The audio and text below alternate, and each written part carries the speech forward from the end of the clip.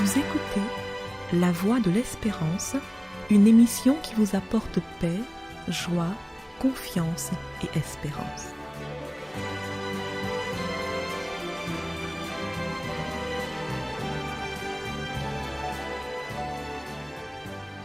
Bonjour la Guyane et bonjour à tous depuis la Guyane. Une gouvernance bonne et durable. Plus que jamais, beaucoup en rêvent d'une gouvernance bonne et durable, alors que nous sommes dans un monde qui a pour caractéristique le changement et l'instabilité. Beaucoup réclament le changement, beaucoup prétendent qu'en changeant ce sera mieux, mais nous avons été ces dernières années de déception en déception et on se dit, mais cette instabilité engendre une forme d'insécurité. Cette insécurité engendre aussi le manque de confiance dans l'avenir, la frilosité des investisseurs, d'où le ralentissement des projets. Les projets sont au ralenti, plus rien ne se fait et on attend. Ce ne sont pas seulement les grands groupes qui sont dans cet état d'esprit, mais aussi les familles. Dans les familles même, on a peur de se lancer parce que on ne sait pas de quoi sera fait demain et on s'inquiète. Mais cette instabilité politique, gouvernementale, cette instabilité qui caractérise notre monde aujourd'hui, la Bible l'avait prophétisée, notamment dans le livre de Daniel. Au chapitre 2, on voit apparaître une statue immense et tout à fait particulière. Cette statue est composée de différents matériaux et chaque partie de la statue qui représente un humain symbolise un empire différent qui va se succéder dans la domination sur la terre. On a d'abord l'empire de Babylone, l'empire des Mèdes et des Perses, ensuite la Grèce, Rome, puis enfin des nations issues du morcellement de l'empire romain.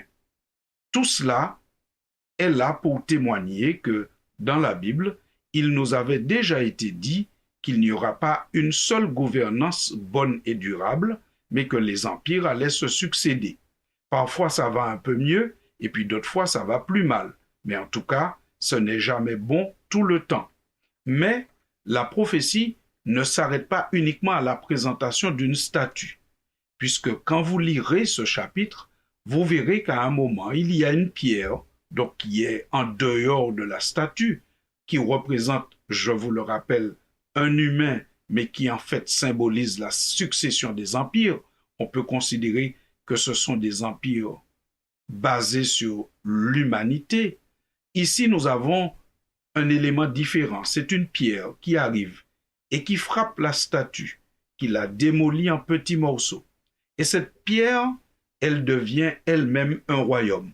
Nous lisons ceci dans le livre de Daniel, au chapitre 2 et au verset 44.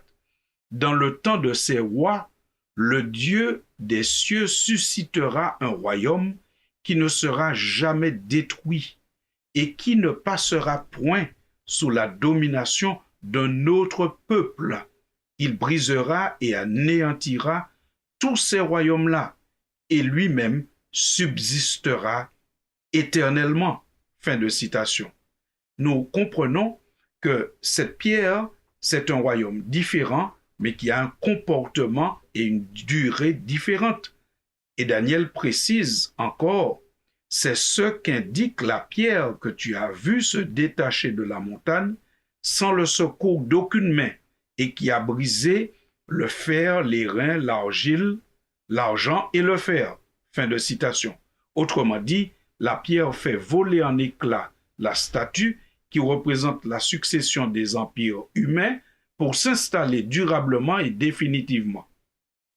Nous avons donc un espoir, l'espoir que la stabilité gouvernementale viendra un jour et elle sera non seulement stable, cette gouvernance, mais elle sera éternelle. Et nous rencontrons un peu plus loin, toujours dans le même livre de Daniel, une deuxième prophétie qui vient conforter cette idée. Cette fois, ce ne sont pas des matériaux différents qui se succèdent dans une statue, mais ce sont des animaux différents qui se succèdent, mais ces animaux représentent aussi des empires. Nous voyons cela dans le livre de Daniel au chapitre 7, et je lis pour vous les versets 12 et 13. Les autres animaux furent dépouillés de leur puissance, mais une prolongation de vie leur fut accordée jusqu'à un certain temps. Je regardais pendant mes visions nocturnes, et voici sur la nuée des cieux arriva quelqu'un de semblable à un fils de l'homme. Il s'avança vers l'Ancien des jours, et on le fit approcher de lui. On lui donna la domination, la gloire et le règne, et tous les peuples, et les nations, et les hommes de toute langue le servirent.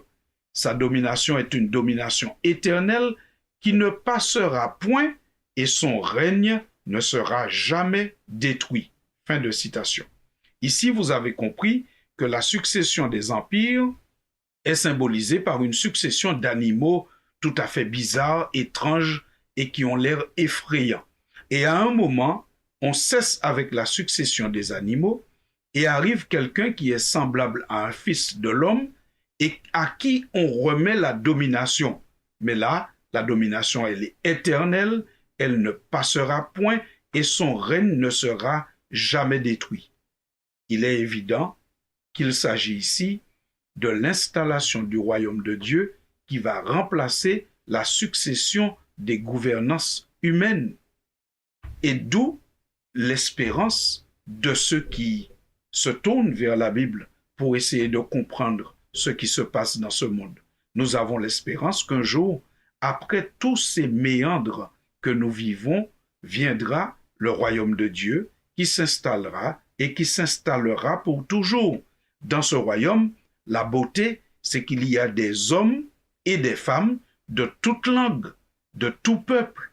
Cela signifie que Dieu accueille tout le monde sans distinction. Ça, c'est la beauté du royaume de Dieu. Il n'y aura pas de politique concernant l'immigration. Tout sera beau et parfait. D'où la nécessité pour nous de ne pas être complètement désespérés. Et si peut-être nous avons peur d'investir dans le monde, nous devons quand même continuer à y travailler et vivre.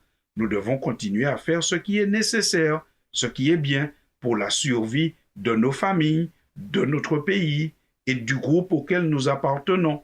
Mais nous devons en même temps investir sans modération, sans réserve dans le royaume de Dieu, parce que celui-là sera éternel. Et c'est le conseil que Jésus nous a donné.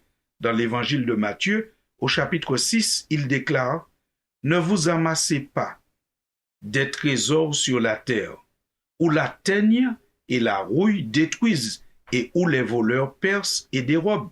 Mais amassez-vous des trésors dans le ciel, où la teigne et la rouille ne détruisent point, et où les voleurs ne percent ni ne dérobent. » Fin de citation. Une gouvernance bonne et durable. C'est pour bientôt. Alors, investissons et engageons-nous tous pleinement dans le parti du Seigneur qui promet et qui fera ce qu'il promet. Chers auditeurs de la Voix de l'Espérance, merci d'avoir partagé cette chronique avec nous et nous vous disons à bientôt. C'était La Voix de l'Espérance, une émission préparée par l'Église adventiste du 7e jour. Si vous désirez avoir une copie de la causerie d'aujourd'hui, demandez-la. Elle vous sera donnée gracieusement.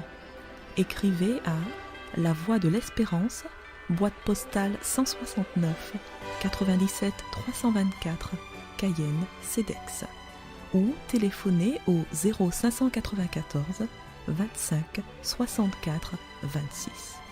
Merci chers auditeurs et à bientôt.